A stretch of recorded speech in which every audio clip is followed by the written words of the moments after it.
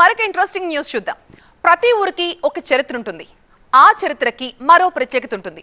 అలాంటి ప్రత్యేకమైన గ్రామమే ఈ హలో బ్రదర్స్ విలేజ్. ఇక్కడ ఏ గల్లీలో చూసినా మన కళ్ళు మనల్ని మోసం చేస్తూనే ఉంటాయి. ఇలా చూసి అలా వెనక్కి తిరగగానే అచ్చు అలాంటి మనిషే మళ్ళీ మన కళ్ళ ముందు కనిపిస్తుంటాడు. సింపుల్ గా చెప్పాలంటే ఇది ట్విన్స్ విలేజ్. ఆ hello brothers and sisters village ని చూడాలంటే అడవుల జిల్లా ఆదిలాబాద్ కు వెళ్లాల్సిందే. ఈ ఇద్దరిలో గౌతమి ఎవరు, గాయత్రి ఎవరు?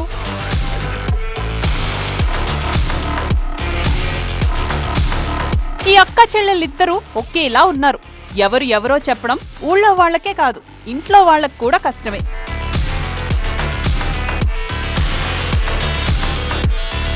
ఆ ఊరు వెళ్తే తికమక, కవలలను పోల్చుకోలేక మకతిక. ఆదిలాబాద్ జిల్లా తాంసీ మండలంలోని వడ్డాడి ట్విన్స్ కు కేర్ ఆఫ్ అడ్రస్. ఇక్కడ అడుగు పెడితే హాయ్ బ్రదర్స్ అంటూ కవలలు స్వాగతం పలుకుతారు. ముద్దు ముద్దుగా కనిపించే చిన్నారులు, కండ్లను మాయ చేసే కవలలు మన ముందు కనిపిస్తారు. ఇదిగో ఇక్కడ చూస్తున్నారే, వీరే వాళ్ళంతా. మరి ఇద్దరు సేమ్ ఉంటారు కాబట్టి పక్కింటోళ్ళు కానీ ఎక్కడ కానీ ఏర్పాటు చేయలు. గాయత్రిని గౌతమి అంటారు, గౌతమిని గాయత్రి అంటారు. మరి మా ఊళ్ళో వెళ్ళినా కానీ ఎక్కడ పోయినా కానీ కన్ఫ్యూజ్ అవుతారు పబ్లిక్. చిన్న ఆమె తెలియదు, పెద్ద ఆమె తెలియదు, ఎవరిని వెళిద్దామని అర్థం కాదు అందరికి. పాపం ఇట్లా కనిపిస్తే చాలా అవుతారు.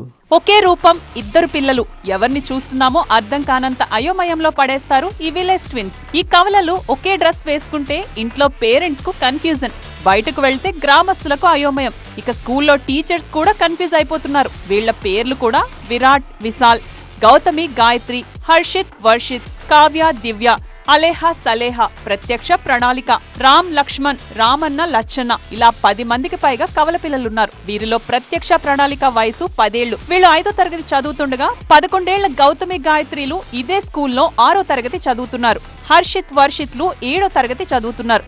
వీరందరిది ఒకే పాఠశాల కావడం ఈ 3 జంటల్లోని కవలలను గుర్తుపట్టలేక పాఠశాల సిబ్బంది, ఉపాధ్యాయులు తికమక పడుతుంటారు.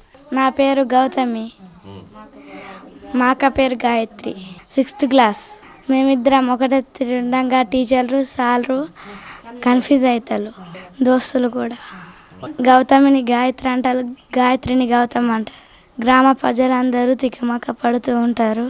స్నేహితులైతే ఎవరు గౌతమో, ఎవరు గాయత్రినో, ఎవరు వర్షిత్, ఎవరు హర్షిత్ నో తెలియక గందరగోళానికి గురవడం కామన్. చదువుల కోసం ఆదిలాబాద్ జిల్లా కేంద్రానికి వెళ్లే కావ్య, దివ్య, అలేహా, సలేహా, రామ్, లక్ష్మణ్, విరాట్, విశాల్ విషయంలోనూ సేమ్ టు సేమ్ సీన్.